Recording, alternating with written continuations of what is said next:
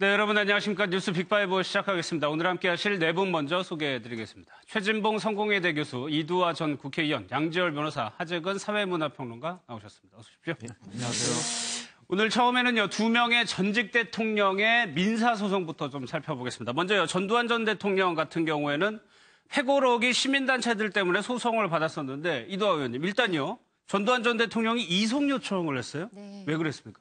사실 이제 뭐 이송 요청을 하면서 예. 사유를 기재하기를 광주 지역은 5.18 정서가 매우 강하고 그래서 예. 그 부분에 영향을 받을 수 있으니까 재판의 공정성이 문제가 될 수 있으니까 지역에 이제 서울 지역으로 재판을 옮겨달라고 관할을 옮겨달라는 걸 이송 신청이라고 하거든요. 그 신청을 했는데 저는 재판부에서 이 부분은 고민을 좀 할 것 같습니다. 왜냐하면 이제 아마 제가 생각하기에는 예. 전두환 전 대통령한테 이제 조언을 하는 법률가 그룹들이 있어요. 옛날에 이제 사정수석 하시고 그분들 있거든요. 그렇겠죠. 그 변호사님들이 옛날 분들이셔서 이제 과거에는 광주 지역이 향판 비율이 가장 높았어요.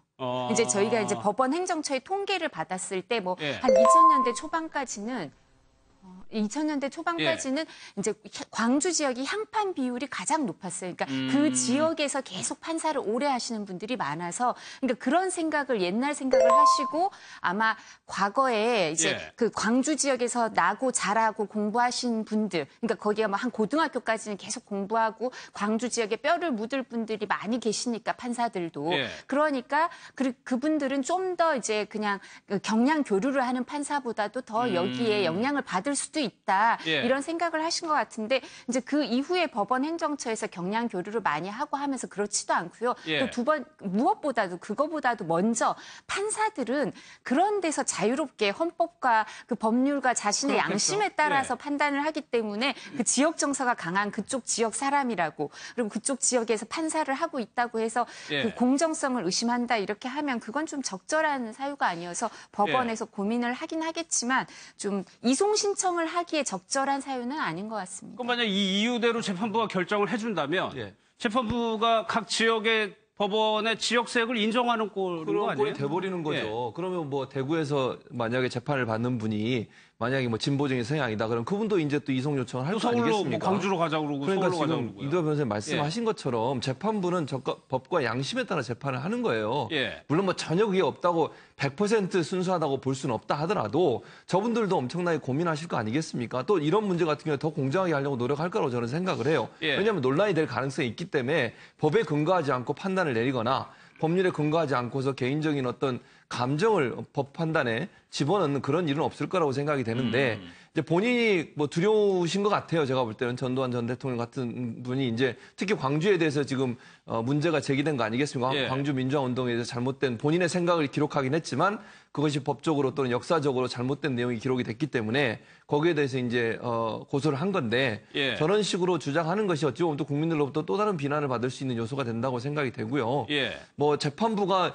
이송 판결을 받아준다고 하면 저 이유 때문에 또 뭐 다른 이유가 있다면 모르겠지만 그거 자체는 재판부로서는 상당히 곤혹스러울 수 있다. 예. 그래서 제가 볼 때는 받아들이기가 상당히 힘들지 않을까 하는 생각은 듭니다.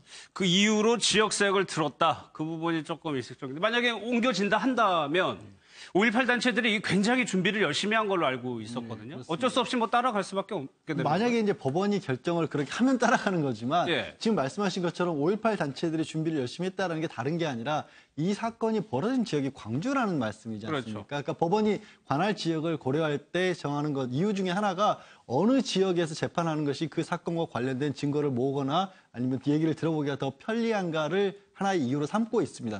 그런 점에서 볼 때도 사실 광주에 관한 재판이기 때문에 결정이기 때문에 광주에서 하는 게 더 맞아 보이고요. 예. 또 본인이 뭐 오가는 게 뭐 어렵다 이런 얘기까지도 하고 있는데 가처분 사건은 변호사만 오가는 거지 본인이 왔다 본인이 갔다 직접 이동할 필요는 민사 없고. 재판이니까 전혀 그럴 이유도 없는 거거든요. 예. 그래서 다만 이제 광주에 관해서 워낙에 정말 그 회고록이라고 하는 이름을 불어서 정말 뭐 북한군이 개입을 했다는 등 도저히 상상하기 어려운 허위 사실들을 듣고 있기 때문에 예. 5.18 단체로서는 도저히 이거를 용납할 수 없는 그런 입장입니다. 알겠습니다. 재판부가 어떻게 좀 판단할지 한번 보도록 하겠습니다. 다음 재판, 다음 소송은 이제 박근혜 전 대통령 관련한 건데 하재근 평론가님 글쎄요.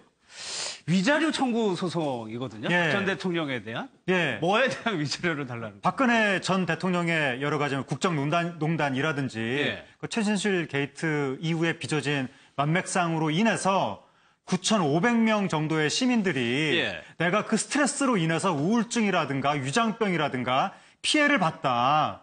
직장에서도 국정농단 사건 관련된 의견 충돌로 예. 불이익을 당했다. 뭐 기타 등등 여러 가지 찬성하고 반대함에 예, 따라서. 그렇죠. 그래서 뭐 어떤 정신적 스트레스로 인한 직접적, 간접적 피해를 봤다라고 하면서 예. 1인당 50만 원 정도에 해당하는 손해배상 요청 이 소송을 낸 건데 이게 원래는 탄핵 이전에 탄핵 결정을 빨리 내리라는 의미에서 소송을 시작을 했는데 예. 탄핵 결정이 내려진 이후에도 취하하는 시민들이 거의 없어서 그냥 이것은 박근혜 대통령이 너무나 국민들한테 많은 피해를 끼쳤다는 것을 예. 확실하게 확인을 시키는 의미에서 예. 이번에 소송을 진행하는 것으로 그렇게 결정을 했다고 합니다. 이 처음에 취지를 들었을 때는 뭐 그럴만하다라고 했었죠. 초창기만 하더라도 이것 때문에 굉장히 병 걸리겠다 이런 사람들 굉장히 많았는데 글쎄요, 이게 법적으로도 인정을 받을 것이냐. 그건 뭐 모르겠어요. 두고 봐야겠죠. 예. 근데 이게 형사소송이 아니라 민사소송이니까 이제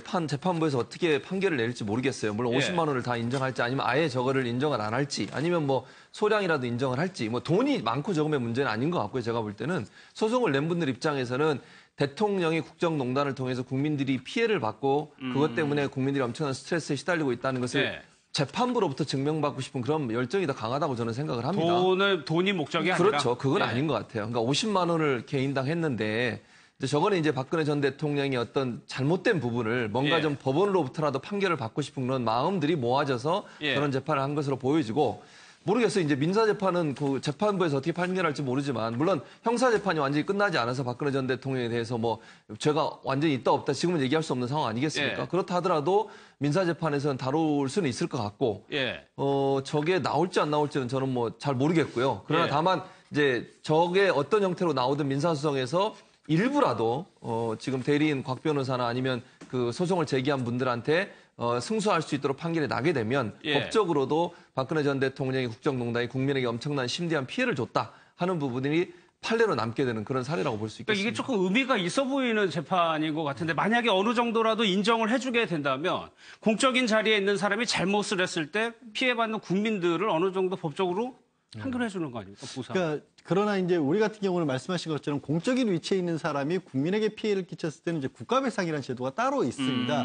그게 아니라 이 경우에는 글자 그대로 자연인 박근혜라는 사람 때문에 나 개인 국민 한 사람이 민사상 손해를 입었다라는 걸 주장을 하는 거거든요. 예. 물론 이제 이거를 제기한 노무현 전 대통령의 사위 그렇더라고요. 박상원 변호사가 예. 이걸 소송대를 맡았는데 이 공적인 자리는 대통령이 저런 식으로 뭐 국정을 농단하고 헌법에 반하는 행위를 한 것이 개인에게도 다 어떻게 보면 불법적인 행위가 될 수도 있다라는 것을 최초로 판단하고 구해보겠다라고 하는데 예. 뭐 가능성보다는 소송 그 자체로서 의미를 좀 가졌다. 국민들의 예. 목소리를 이렇게 냈다. 10,000명 가까운 국민들이 모였다. 오늘 오후 4시에 이제 첫 재판이 열리는 거거든요. 서울중앙지방법원에서 그런 의미가 더 클 것으로 보입니다. 가능성을 좀 낮게 보시는 것 같은데. 아무래도 이런 그러네요. 네, 그러니까 사실 또 이게 민사상의 불법 행위로 볼 수 있느냐 문제도 있지만 공무원의 행위를 그리고 두 번째는 또 인과관계란 게 있거든요. 그러니까 저분들이 이제 스트레스를 받았다, 또 뭐 직장에서 의견 충돌이 있어서 정신적인 피해를 받았다, 뭐 이런 말씀을 하시잖아요. 예. 근데 그게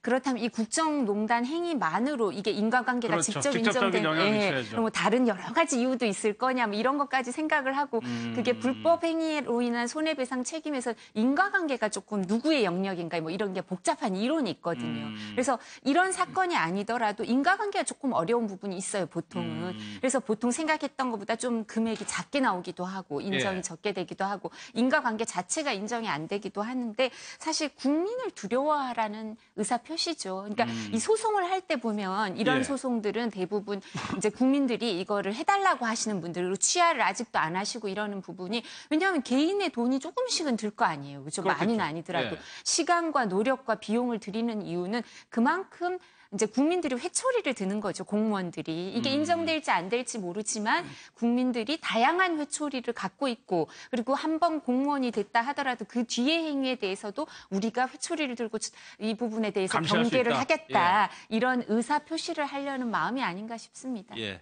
1인당 50만 원, 뭐 개인으로서는 적은 돈이라고 했습니다. 합쳐지면 제 계산을 보니까 한 47억이 넘더라고. 주는 사람 입장에서는.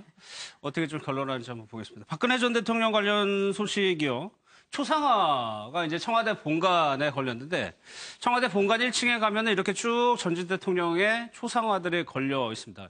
탄핵하고는 상관이 없이 이제 걸게 되나 봐요. 그렇죠. 그러니까 예. 전직 대통령의 사진은 다 걸게 돼 있으니까 전직 대통령이셨잖아요. 예. 탄핵이 되긴 했지만 그래서 아마 걸려 있는 것 같고 이제 저 사진이 이 사진이군요. 예, 예. 조금 이제 입방아에 오르는 이유는 사진 안의 모습이 이게 저 사진을 보고서 이제 그림을 그렸지 않습니까? 예. 이원희 화백이 그리셨는데 이원희 화백이 사진 한 장만 들고서 그렸다고 지금 얘기를 하고 계시고 원래 이제 김영삼 전 대통령도 초상화를 그렸는데 이원희 두 화백이 번째네요. 두 예. 번 만나 뵙고 또 1시간 이상을 대화를 나누고 이러고 나서 그림을 그렸대요. 왜냐면 이제 그분의 내면도 좀 들어보고 얼굴도 마주보고 앉아서 그래야 좀 더 실감 있게 그분의 초상화를 그릴 수 있으니까. 예. 근데 박근혜 전 대통령 같은 경우는 탄핵이 결정된 이후에 사진을 가지고 와서 청와대 관계자가 그려달라고 하다 보니 직접 만날 수 없었고 대화도 못한 상태에서 그림을 그렸다. 결국 사진만 보고 그렸다고 했는데 이제 저 사진을 보고서 이제 네티즌들이나 일반 시민들 중에 몇 예. 분들이 그런 얘기를 하는 거죠.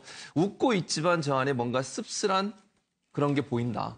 웃지만 웃지 않는 듯한 뭔가 가슴 아픈 뭔가가 보인다. 그러니까 탄핵 결국에 기간이기 탄핵 때문에. 때문에 저렇게 그린 게 아닌가. 그러니까 예. 이원희 화백이 혹시 탄핵이라는 것들을 생각하면서 그리다 보니 저런 모습이 초상화에도 반영된 게 아닌가 하는 그런 설왕설래가 있는데 예. 본인은 그렇게 얘기하시는 것 같아요. 본인은 그런 의도로 갖고 그린 적은 없고 그림이라고 하는 것은 보는 사람에 따라서 관점에 따라서 각각 다르게 느껴질 수 있다. 그것도 예. 맞는 것 같아요. 왜냐하면 우리가 그림 감상하러 가면 같은 그림이라도 보는 사람이나 각도에 따라서 그렇죠. 각각 다르게 이해될 예. 수 있는 거 아니겠습니까? 아무래도 탄핵을 당한 전 대통령이기 때문에 사진을 보면서 그 씁쓸함이 저 예. 사진에도 묻어난다고 느끼는 게 아닌가 하는 그런 생각이 듭니다. 이 이원희 화백이 하재근 표현을 조금 네.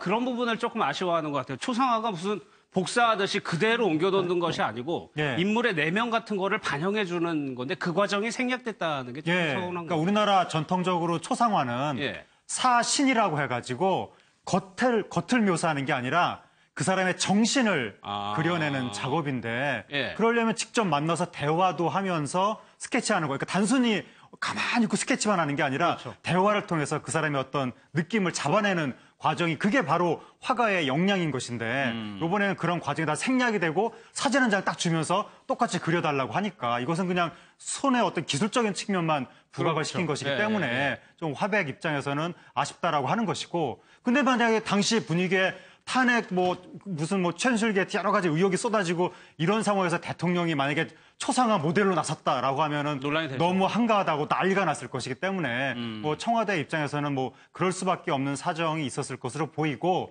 요번에 박근혜 전 대통령의 이 초상화를 보고 사람들이 그러니까 저도 처음에 기사로만 접하고 예. 은근히 어두웠게 느껴진다고 초상화가 예. 기사로 처음에 접해가지고 어떻게 그렸길래 어떻게 느껴지나고 봤더니 지금 화면에 나와 있는 것을 보면 그렇게 어둡게 어두워 느껴지진 보이지는 않습니다. 않는데. 예. 그래서 아마도 우리가 왜 보는 사람이 어떤 정서를 가지고 있느냐가 작품의 투사가 됩니다. 예, 예. 그래서 아무리 신나게 춤추고 있는 사람의 모습도 보는 사람이 우울한 음악을 듣고 있으면 예. 그 춤추는 사람이 우울해 보이는데 그러니까 별로 우울해 보이지 않는 박근혜 대통령의 초상화가 많은 사람들이 우울해 보인다고 생각을 하는 것은 네. 그만큼 여전히 국민들이 박근혜 대통령으로 인해서 스트레스를 받고 있다. 보는 사람이? 보는 사람이 기분이 안 좋기 때문에 저 사진을 봤을 때 좀 예. 부정적인 느낌을 받는 것 같습니다. 근데 원래 이제 대통령의 초상화를 그리는 시기가 있어요. 예. 왜냐하면 이제 원래 정상적이면 올해 12월에 선거를 하고 내년 2월에 새 대통령이 들어서시는 거 그렇죠. 아니에요.